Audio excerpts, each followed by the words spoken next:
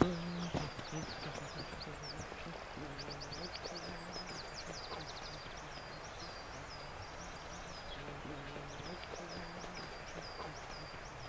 thought the whole point of us going for this walk is so we could, you know, bond and everything.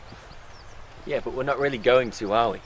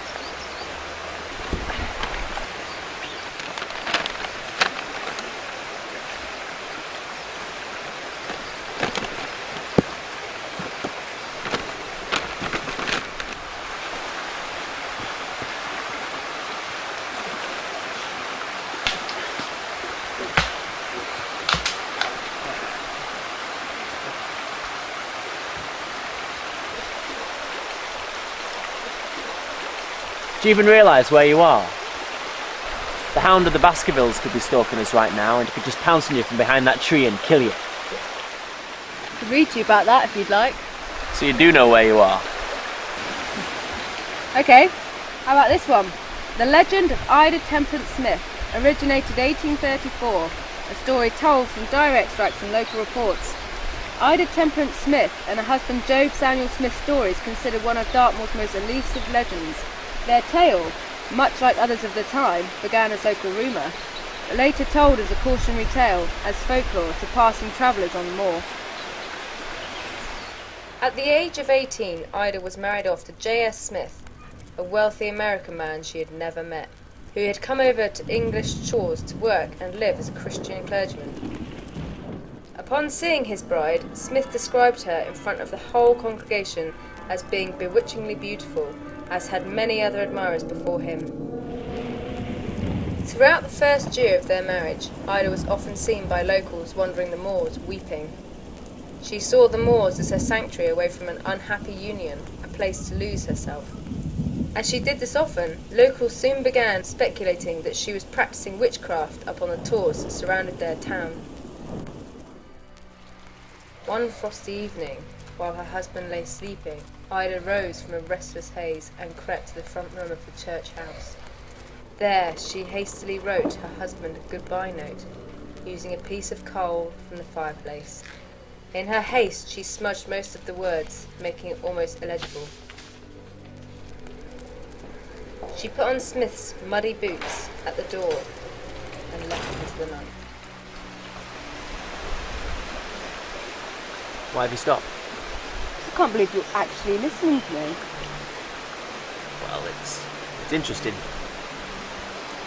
But if you'd written it yourself, I probably wouldn't be listening. Smith loved his wife very much, so as he read the note in the early hours of the morning, it grieved his heart. In the letter she spoke of not loving him and the hatred she felt towards the people in her town.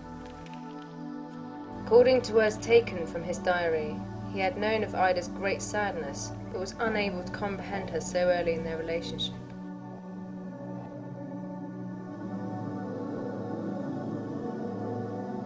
Smith found little solace in his abandoned church.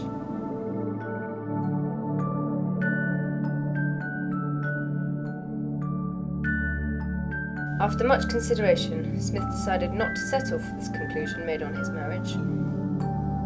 He would take practice to the words that he would preach on Sunday mornings. Like the lost sheep, I will go out and search for my love. I will go out and search for my love and bring her home. Bring her home, he wrote in his diary.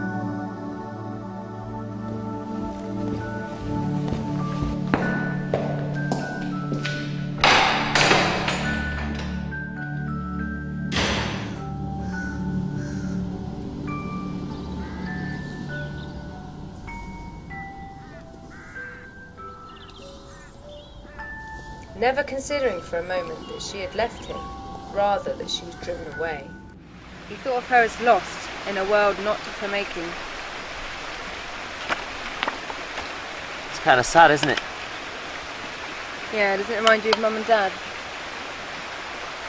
Well,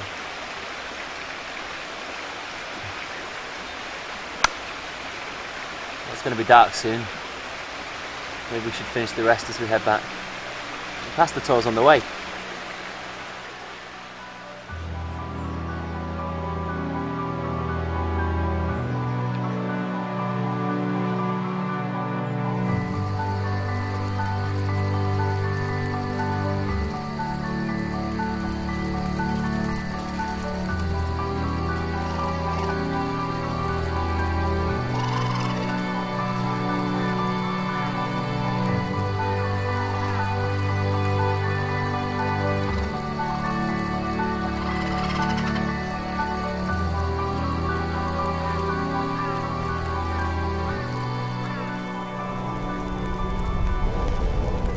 Smith was a seasoned tracker from his days as a game hunter, but he was not as swift as Ida, who knew the moors like the back of her hand.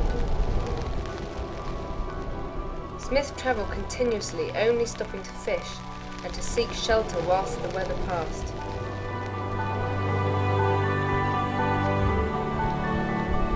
For several days and nights, through forests and across wind-swept moorland, he searched for her.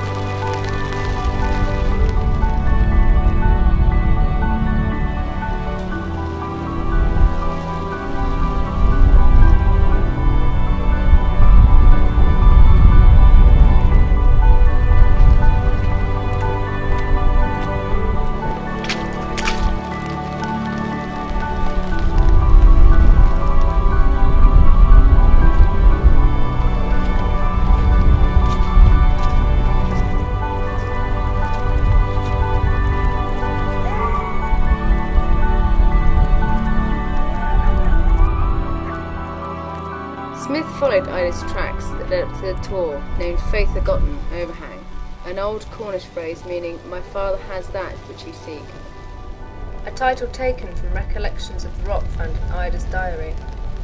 Local gossip said Ida named the rock Faith Forgotten because she cursed it and wanted to mislead foreign travellers into thinking it was a friendly place to seek shelter.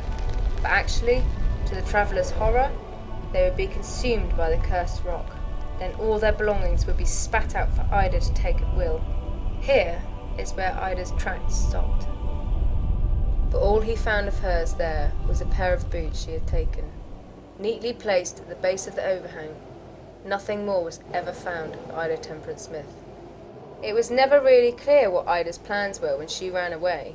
There seemed to be no reason to stop at this rock or leave her shoes, and so the legend was born. Did Ida leave the boots and continue on barefoot to throw Smith off the scent? Did foreign outlaws kidnap her? Did wild animals eat her? Or was she consumed by the rock itself? Some even dared speculate that Smith had found her and that, in his anger, murdered her. To this day, no one really knows the answer. There is no record found of Ida Temperance Smith living anywhere else, and Smith never went back to his church to answer any questions. He stayed out on the moors, living as a recluse, a hermit, never giving up hope that he would find her. Some say he is still out there. So, this is definitely the tour and the story then, eh? I think so. Well, we're not going to get back to the hostel before dark if we don't pick up the pace. Come on!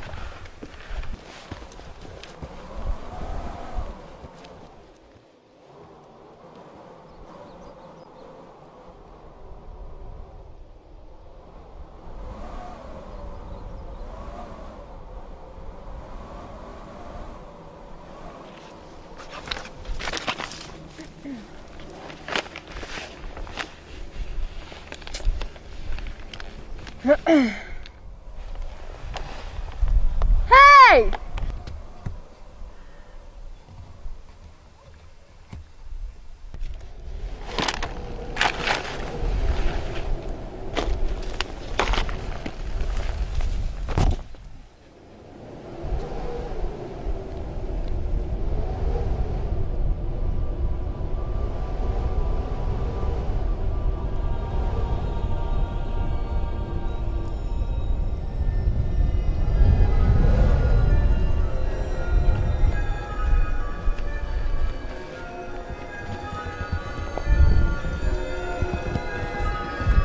not what it's about. You're not funny.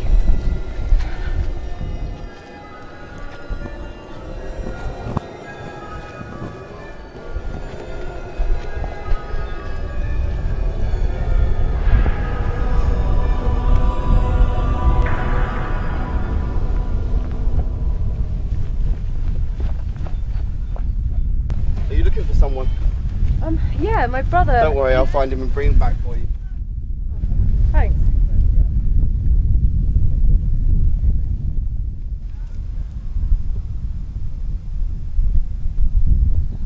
Surprise! I've been up here for ages, you get. Did it scare you? I bet you shit yourself, didn't you? I took my shoes off and everything.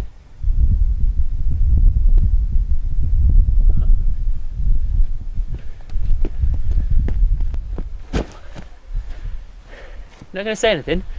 You're not even slightly mad at me? Man walked past and said he was going to look for you. Yeah? Yeah. Well, no need. I'm here now. Let's just go.